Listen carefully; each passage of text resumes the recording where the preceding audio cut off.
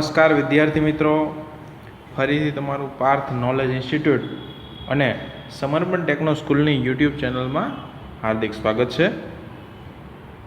આપણે unit number 5 Rani ki Vav એમાં ગયા વખતે પણ થોડુંક ભાષાંતર કર્યું હતું. આ વખતે આપણે પાઠને પૂર્ણ કરશું. તો ભાષાંતર તરફ આગળ વધીએ. કોઈ પણ સ્પેલિંગ બાબતે કે કંઈ પણ ક્વેરી હોય તો ગયા વખતે આપણે સ્પેલિંગની ડિટેલ મૂકેલી હતી વિડીયામાં, એ જ ખાસ જોઈ લેવી, એટલે સ્પેલિંગ તમને આવડતા થઈ જાય. આ પ્રાચીનતમ મૂર્તિઓ છે કે જે રાણી કી વાવની અંદર શિલ્પકારોએ બનાવેલી હતી. આપણે ચિત્રની નીચેના પેરેગ્રાફ પર પહોંચેલા. તો ફરીથી આપણે શરૂ કરીએ ભાષાંતર. There are also some of the rare sculptures of gods. Some એટલે કેટલીક, rare એટલે ભાગ્યે જ જોવા મળતી, સ્કલ્પચર્સ એટલે કે શિલ્પ અથવા તો મૂર્તિઓ. કેટલાક દેવતાઓના ભાગ્યે જોવા મળતા શિલ્પ અહીંયા છે, અથવા તો કેટલાક દેવતાઓની ભાગ્યે જોવા મળતી મૂર્તિઓ અહીંયા છે.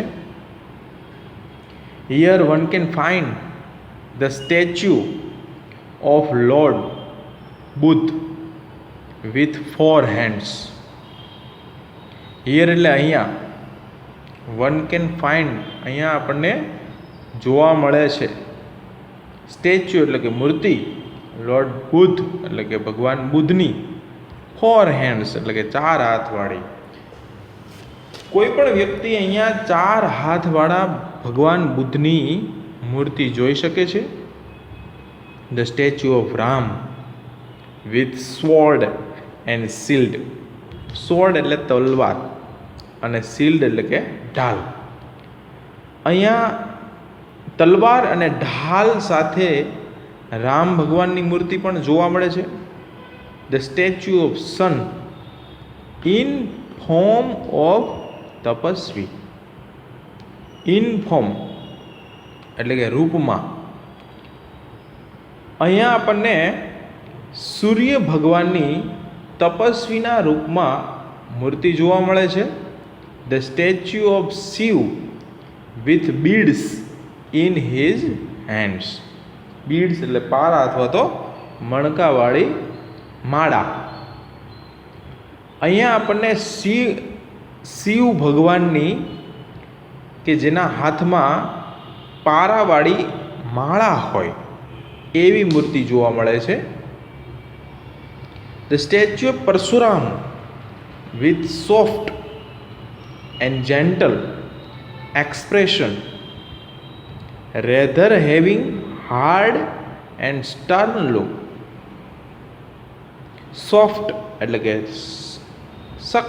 નરમ, જેન્ટલ એટલે કે નમ્ર,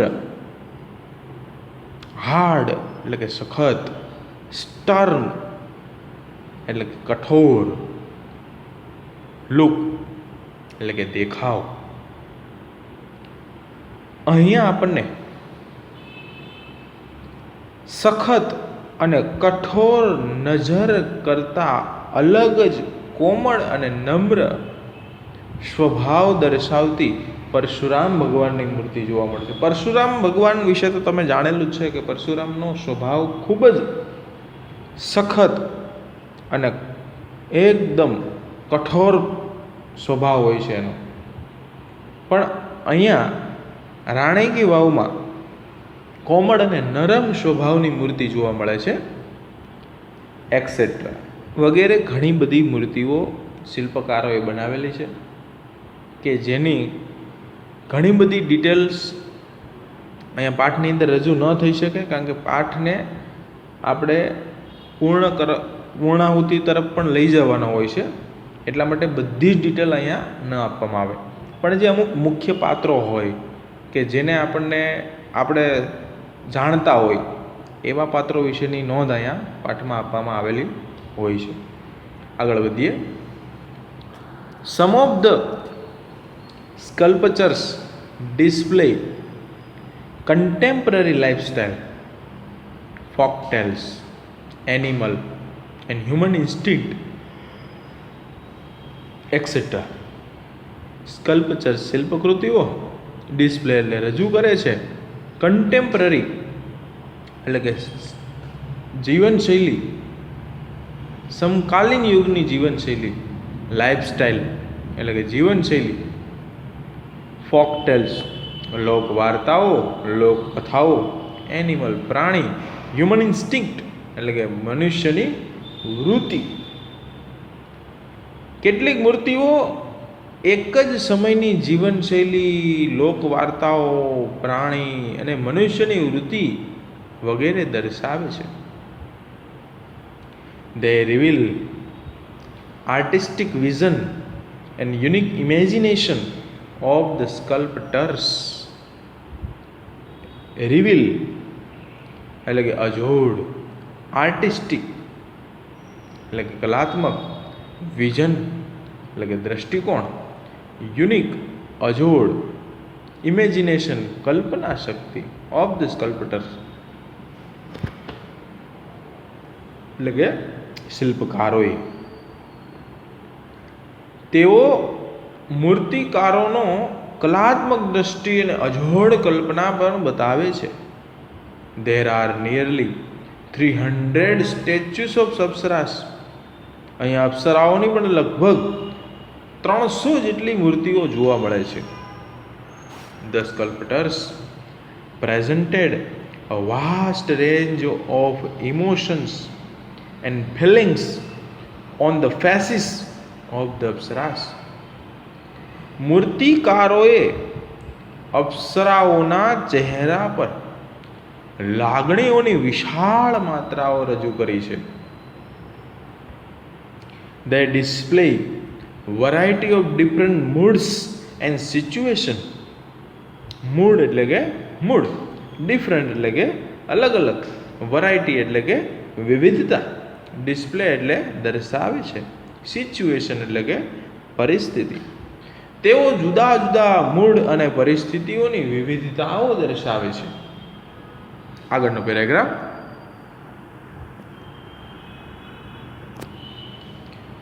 Most of them present Vishnu in his 10 different avatars.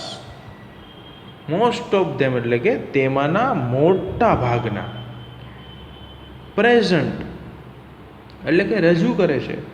Vishnu એટલે કે વિષ્ણુ ભગવાન.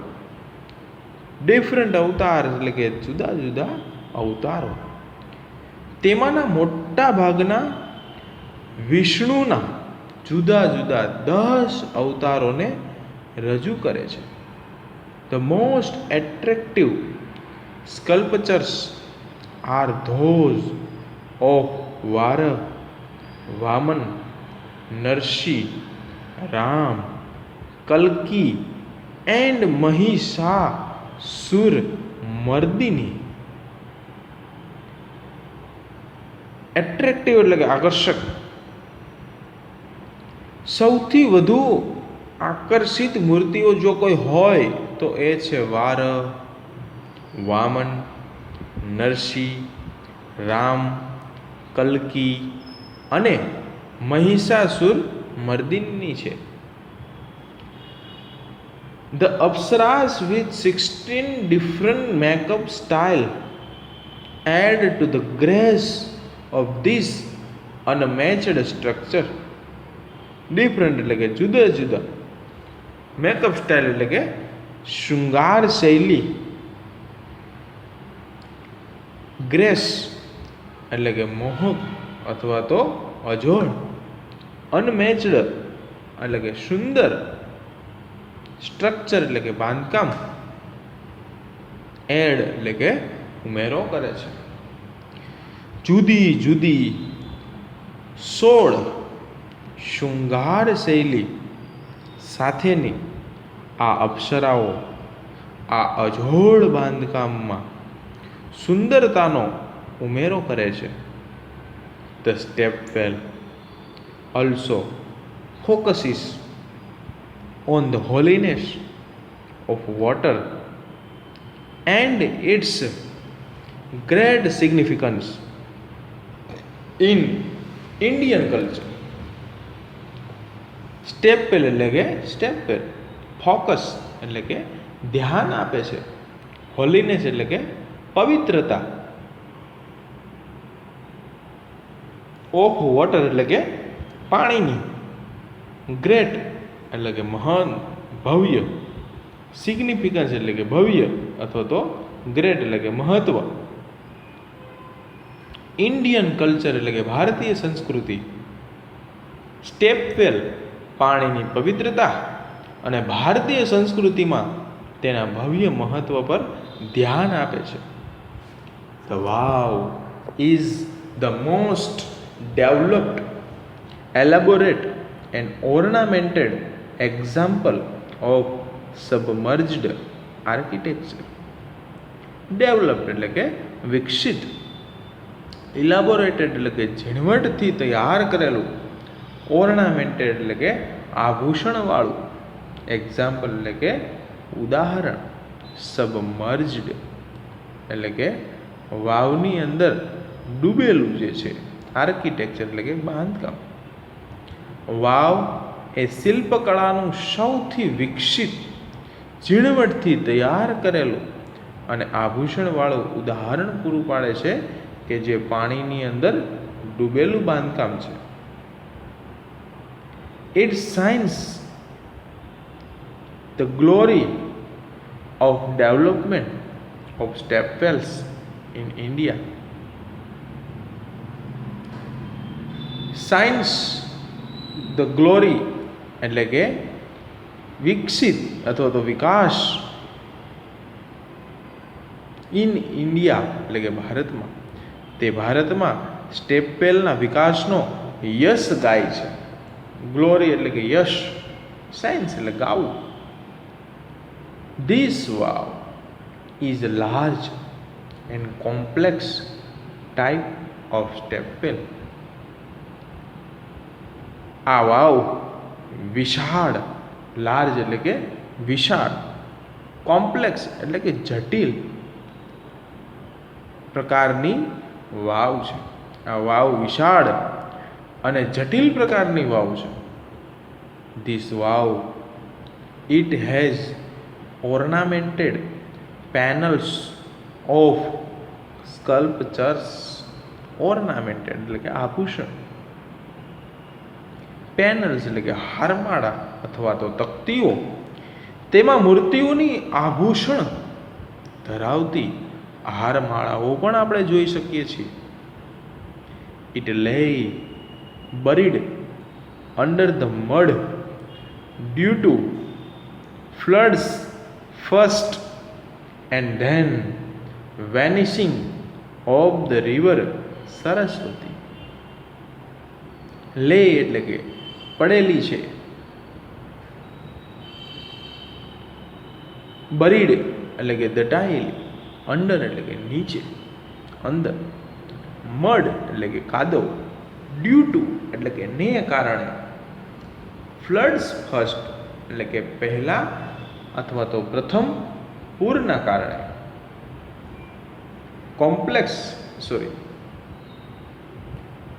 વેનિશિંગ એટલે કે અદૃશ્ય થઈ જવું, રિવર સરસ્વતી એટલે કે સરસ્વતી નદીનું પાણી.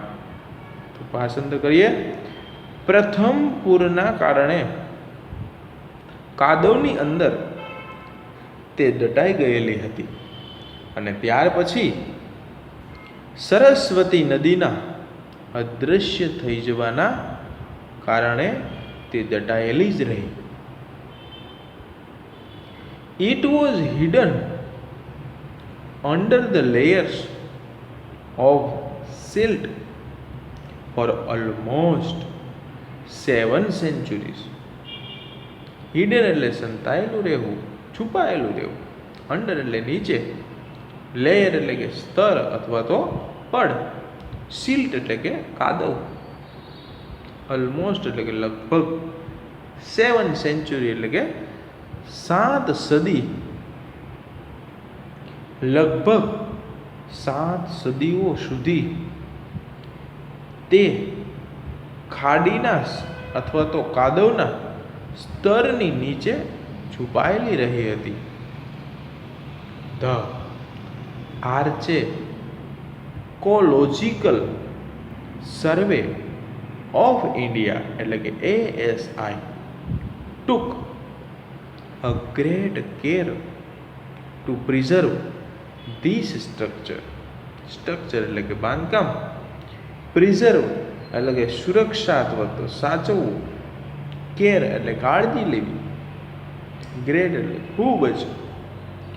ભારતના પુરાતત્વ સર્વેક્ષણે આ બાંધકામને સાચવવા ખૂબ જ કાળજી લીધી હતી. આ ASI નામની આપણી ભારતીય સંસ્થા છે કે જે આવી કોઈ પણ બાંધકામ અથવા તો ઐતિહાસિક સ્થળો હોય કે જેને સાચવવાની જવાબદારીઓ લેતા હોય છે, કે જે લોકોનું કામકાજ આ જ હોય છે, કોઈ પણ બાંધકામને સાચવવાની. In February 2013 ASI nominated this vow for the World Heritage Site. Nominated એટલે કે નિમી દેવી, નિમણૂક કરવી. વર્લ્ડ હેરિટેજ સાઇટ એટલે કે વૈશ્વિક સાંસ્કૃતિક વિરાસત અથવા તો વારસા માટે ફેબ્રુઆરી 2013માં પુરાતત્વ વિભાગે આ વાવને વૈશ્વિક સાંસ્કૃતિક વિરાસત માટે નિમણૂક કરી. With the excellent teamwork by the ASI and state government of India, it got recognization by the UNESCO. ASI અને ગુજરાત રાજ્ય સરકારના ઉત્તમ ટીમવર્કથી યુનેસ્કો દ્વારા તેને માન્યતા મળી.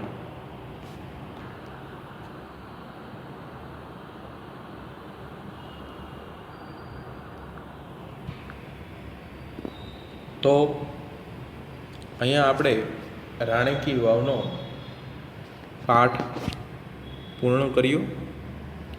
નીચે તમને ગ્લોસરીના અમુક ઇંગ્લિશ ટુ ઇંગ્લિશ સ્પેલિંગ આપેલા છે કે જે તમને MCQની અંદર પૂછાય છે.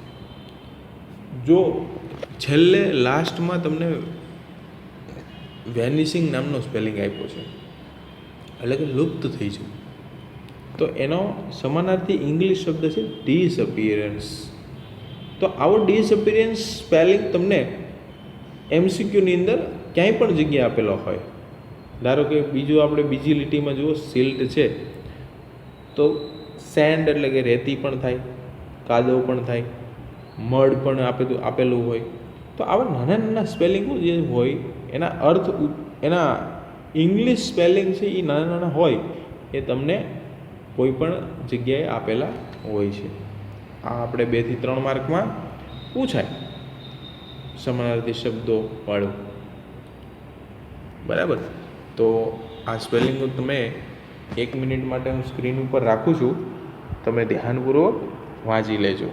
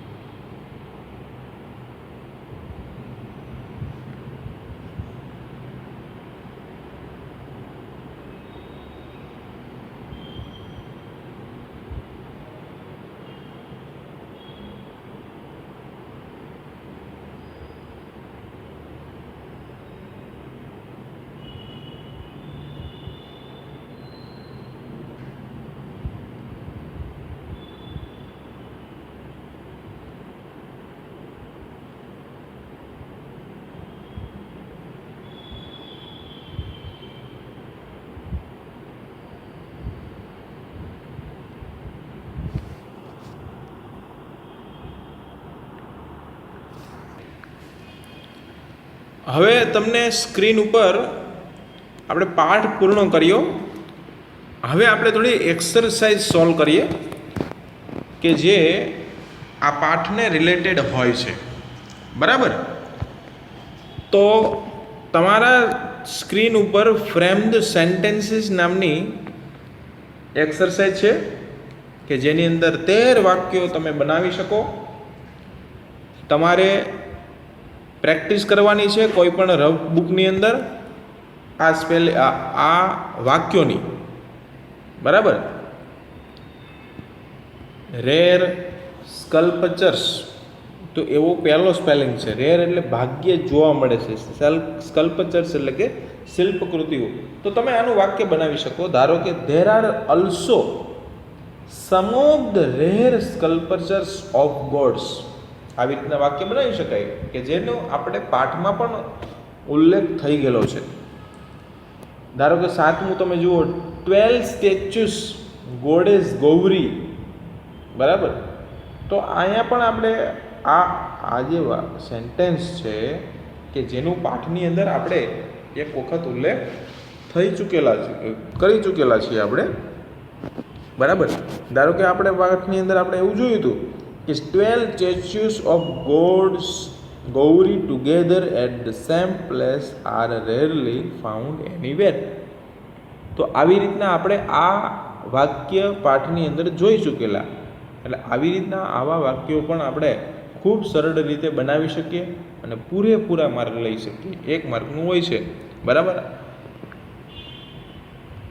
આ 13 વાક્યોવાળી એક એક્સરસાઇઝ છે કે જે તમે તમારી જાતે ઘરે સોલ્વ કરજો, કે જેની પ્રેક્ટિસ કરવી ખૂબ જરૂરી છે. ખાલી સાંભળવાથી નથી થતું, પણ પ્રેક્ટિસ કરવી એ જરૂરી છે. હવે એની પછી આપણે બીજી એક્સરસાઇઝ એક જોઈ લઈએ. આ એક્સરસાઇઝ છે fill in the blanks. 4 paragraph મૂકેલા છે કે જે પણ પાઠને રિલેટેડ હોય છે. ધારો કે આપણે બીજો પેરેગ્રાફ સોલ્વ કરીએ. જવાબની અંદર આપણે કૌંસમાં આપેલું છે કોમ્પ્લેક્સ અને ઓર્નામેન્ટેડ. આ પેરેગ્રાફ પાઠની અંદર આવેલા છે અને આ સ્પેલિંગ પણ 5મા પાઠની અંદર આવેલા છે. એટલે એને રિલેટેડ એક્સરસાઇઝ હોય છે. પાઠને રિલેટેડ આ એક્સરસાઇઝ પૂછાતી હોય છે આપણને પરીક્ષામાં. The vav is the most developed, elaborate and ખાલી જગ્યા એન્ડ. તો હવે આમાંથી શું આવશે? તો કે એલાબોરેટેડ and ઓર્નામેન્ટેડ example of submerged architecture. It shines the glory of development of stepwells in India. This wow is a large and complex type of stepwell. તો આવી પણ એક્સરસાઇઝો ઘરે બેસીને સોલ્વ કરી શકો. તો આ તો ફિલ ઇન ધ બ્લેન્ક્સ વાળી ડિટેલ્સવાળી એક્સરસાઇઝ. હવે 5મો પાઠ આપણે પૂર્ણ કર્યો. નેક્સ્ટ પાઠ આપણે નેક્સ્ટ લેક્ચરની અંદર આપણે આગળ વધારશું. આવતા લેક્ચરની અંદર આપણે નવો પાઠ ચાલુ કરશું. આ પાઠની અંદર જ્યાં સુધી તમને ખ્યાલ ન આવે ત્યાં સુધી આ વિડીયાને તમે જોઈ શકો. ઓનલાઈન હોય જ છે આ વિડીયો. અને સ્પેલિંગની ખાસ પહેલાં તો પ્રેક્ટિસ કરવી અને પછી જ આ બધી એક્સરસાઇઝો છે, ભાષાંતર છે, એ બધું સોલ્વ કરવા બેસવું. બરાબર? આભાર.